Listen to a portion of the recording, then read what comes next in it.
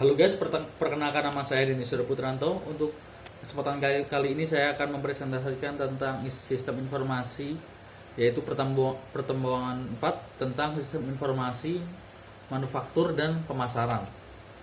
Baik, untuk pertama-tama mari kita pahami dulu apa itu sistem informasi manufaktur dan pemasaran.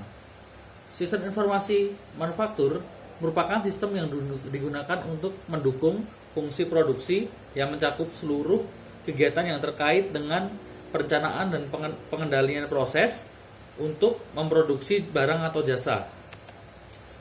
Lalu untuk model sistem manufaktur sendiri itu ada subsistem dan subsistem input, lalu prosesnya itu dari subsistem input, lalu ke database, dan kemudian subsistem output. Kemudian istilah yang digunakan dalam sistem informasi manufaktur ada ROP dan MRP. ROP sendiri artinya reorder point, suatu sistem yang mendasarkan keputusan pembelian yang berdasarkan titik pemesanan kembali. Dan juga MRP atau kepanjangannya Material Requirements Planning, suatu sistem yang dapat dipakai untuk merencanakan kebutuhan berbagai bahan baku yang diperlukan dalam proses produksi. Dan lain-lain, masih ada MRP2 dan GIT. MRP2 artinya Material Resource Planning, dan GIT yaitu Just in Time. Kemudian ada CIM, Computer Integrated Manufacturing. Kemudian penggunaan komputer sebagai bagian dari sistem produksi fisik. Ada CAD, CAE, CAM, CAPP, dan robotik. Sistem informasi pemasaran. Baik, untuk kali ini kita ke pemasaran ya. Pemasaran adalah kegiatan perorangan dan organisasi yang memudahkan mempercepat hubungan pertukaran dalam lingkungan yang dinamis melalui penciptaan, pendistribusian, promosi, dan penentuan harga barang, jasa, dan gagasan. Sistem informasi pemasaran ini merupakan sistem informasi yang menyediakan informasi untuk memecahkan masalah pemasaran perusahaan.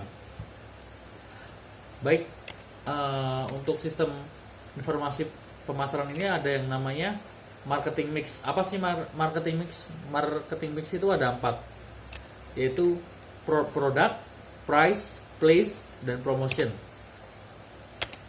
Kemudian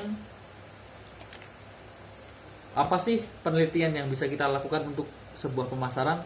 Melakukan penelitian khusus mengenai operasi pemasaran untuk tujuan mempelajari kebutuhan konsumen dan meningkatkan efisiensi pemasaran. Jadi penting sekali penelitian pemasaran, karena kita bisa mengerti apa sih produk yang paling efisien di masyarakat, apa sih yang paling tingkatannya yang tertinggi yang dibutuhkan di masyarakat. Baik, untuk hal itu semua kita membutuhkan pengumpulan data, yaitu kita mengumpulkan data bisa melalui yaitu data premier dan data sekunder. Data premier adalah data yang dikumpulkan oleh pihak perusahaan. Cara pengumpulannya bisa melalui survei, wawancara, pengamatan mendalam, pengujian yang terkendali. Lalu untuk data sekunder sendiri adalah data yang dikumpulkan oleh pihak lain di luar perusahaan ini. Cara pengumpulannya bisa mencari melalui surat kabar atau majalah, buku, dan browsing di internet, banyak itu informasi. Kemudian untuk bagian dari sistem informasi pemasaran sendiri itu ada riset pemasaran, informasi pemasaran,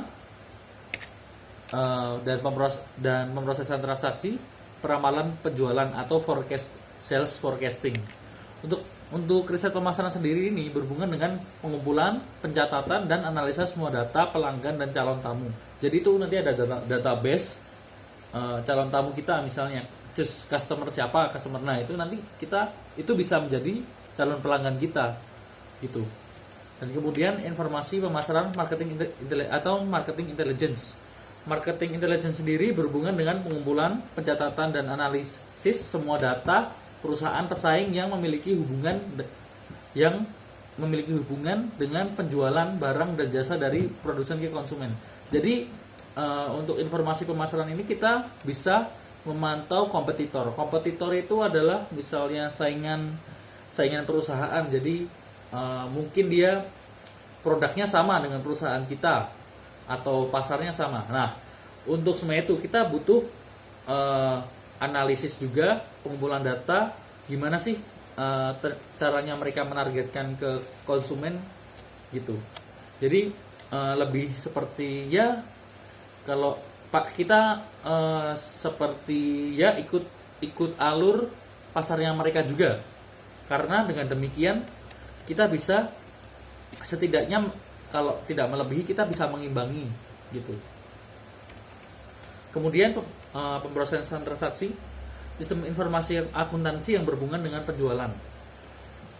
Kemudian ada peramalan penjualan atau sales forecasting. Itu seperti ini, kayak ramalannya itu seperti misal nih, kita di hari ini tuh punya sudah ada pesanan yang pasti seperti misal nih sabun, kita punya usaha sabun, terus ada pesanan dari toko-toko itu berapa box gitu. Nah, dengan demikian kan itu untuk datanya itu kita bisa bikin namanya sales forecasting atau forecast. Nah, itu nanti di tanggal sekian itu kita bisa masukkan di hari itu udah ada yang pesan itu berapa, tanggal sekian berapa, tanggal sekian berapa. Nah, itu nanti kemudian bisa menjadi data yaitu sebagai peramalan atau fungsinya itu kenapa kita bikin forecast itu. Nah, supaya kita bisa ngelihat nih, misal ada tanggal yang kira-kira loh kok tanggal sekian belum ada pemesanan sabun dari kita untuk kita gitu. Nah, kita sangat perlu untuk nyari informasi lagi gimana caranya untuk tanggal tersebut kita tetap bisa menjual produk kita ke konsumen. Itu ya untuk singkatnya seperti itu. Baik, terima kasih untuk kesempatan yang telah diberikan kepada saya kali ini. Mohon maaf bila ada tutur kata yang kurang berkenan. Assalamualaikum warahmatullahi wabarakatuh.